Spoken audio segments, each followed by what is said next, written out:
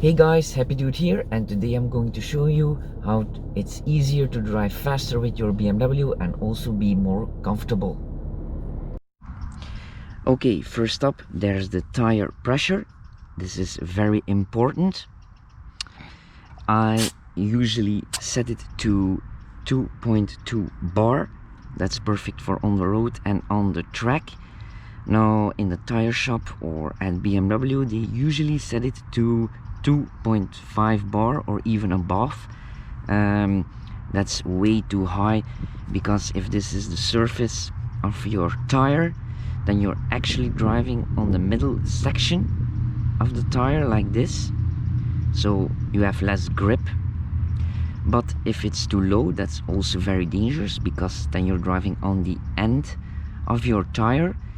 That's very unstable and the tire will get very hot, so that's not safe, and you will also get a lot of flex into the sidewall, and that's what makes it dangerous to drive. So on the track I set it after my warm-up lap to 2 bar, and then as I will drive along, the pressure inside will rise because of the heat up to 2.2 bar, and that's perfect for driving onto the track. Now the reason why I am making this video is because even though this is a reasonable fast car, I am still learning how to drive fast with it, because I don't have a lot of experience driving on the track. I've only been 5 times in total. And even though I have these amazing tires and brakes now I have to learn to drive with it and find the limits of these upgrades and the car itself. And that's why it's very fun to make all of these videos. And when I just bought the car with the stock tires and the stock brakes, it was not really possible to drive fast with it, because after 2 laps the brakes were overcooked and the brake dust was sticking to the disc brakes, so a lot of vibrations, so I could not drive enough laps to learn the car and the track. So now that I have this Michelin Pilot Sport 4S with Pagid RS29 and the brake oil from Castrol Racing, I can finally learn how to drive fast with the car.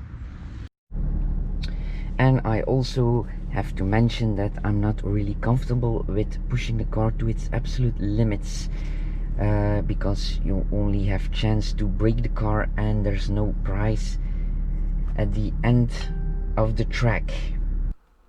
Okay, then there are the settings itself.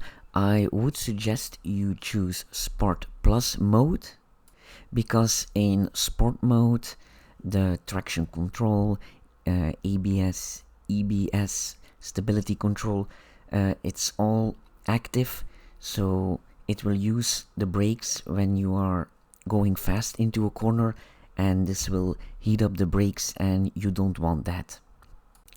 And of course it will also hold you back. And in Sport Plus mode they are only 50% off, so you still have some safety.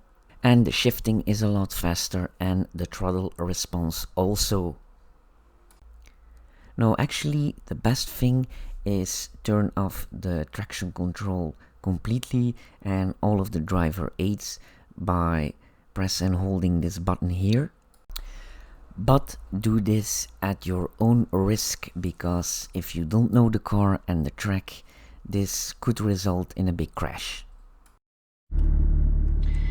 And then there's also the matter if are you going to use the car in automatic or with the flippers.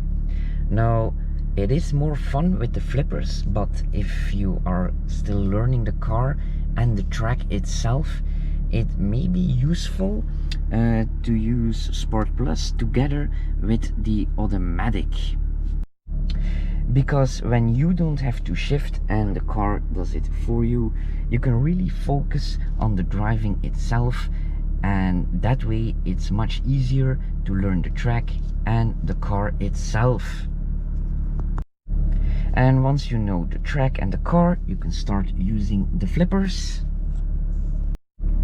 And if you're not interested in the times on the track, I suggest you shift manually, because it is a lot more fun to drive with the car when you're shifting for yourself.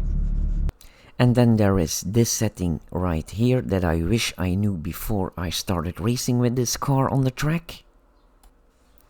So click on My Car, then choose Car Settings, then Config Sport,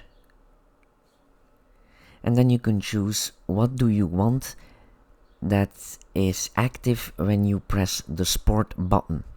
The drivetrain and the undercarriage, or the drivetrain and undercarriage separately. You cannot deactivate this. You have to choose one setting.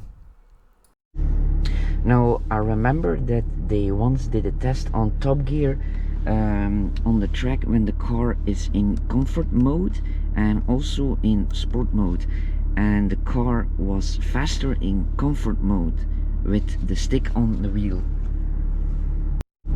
So what does this actually mean and do when you choose these settings?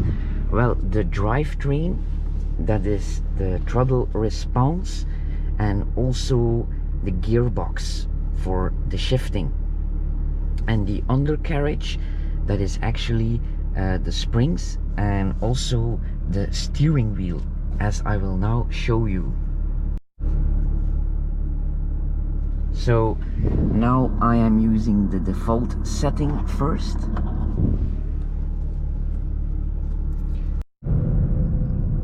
So in this mode, when I engage Sport Plus mode, you can feel immediately the throttle response, and also the springs will be harder. When you drive onto bumps, you can really feel it, that the car is much harder. Then when you put it in comfort mode, the car is much softer to drive.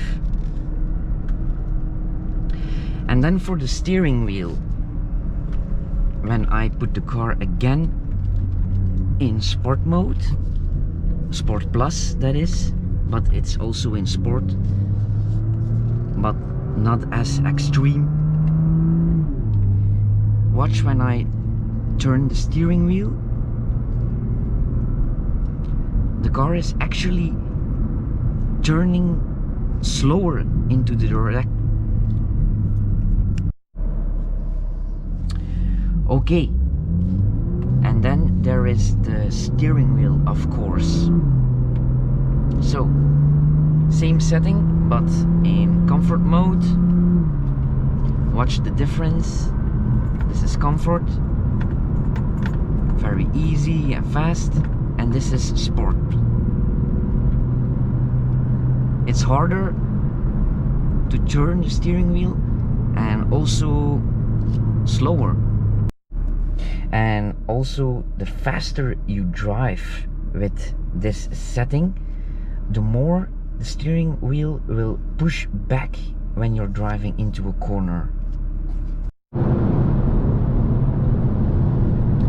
Now, I know why BMW has done this, because when your steering wheel feels heavier and also is turning slower, it is more difficult to drive faster into the corner and change direction. So it's safer to drive the car faster that way. Okay, I shall now demonstrate this into a corner. So first, in sport mode, you see I'm driving 80-90 kilometers an hour, and it feels like I'm on the limit of the car, because it really feels that heavy and fast. And now when I put it into comfort,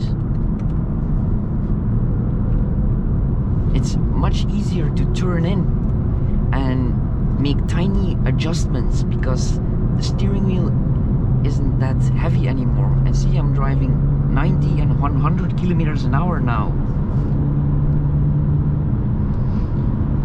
So you guys should try this out and see what works best for you. But for me, it's better that the undercarriage and the springs and the steering wheel is still in comfort mode, and the drivetrain in sport.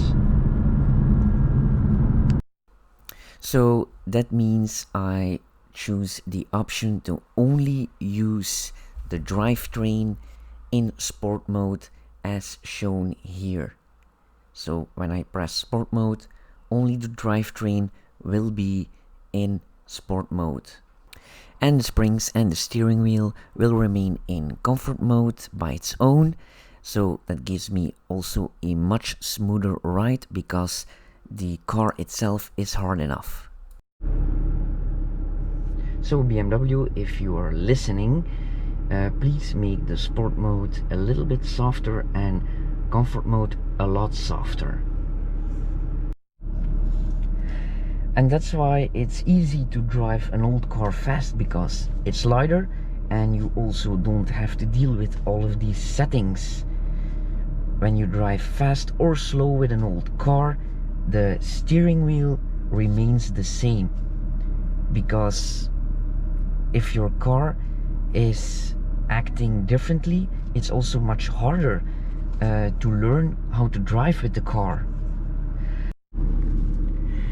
And now that the car is set up right, I cannot wait to test this again on the track.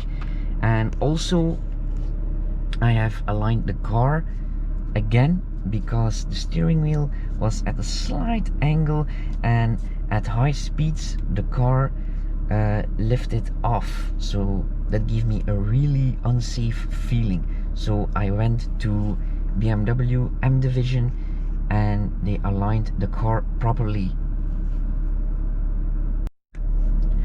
Oh, and guys, I also would like to know, which settings do you use on the track? Do you use traction control off? Do you use sport, sport plus, comfort mode? Do you shift automatically? Do you shift with the flippers? And what are your settings into the iDrive? Please let me know in the comments below and help me and others. Okay guys, that was everything I had to say to you. I hope you liked the video and you all have a nice day. Bye.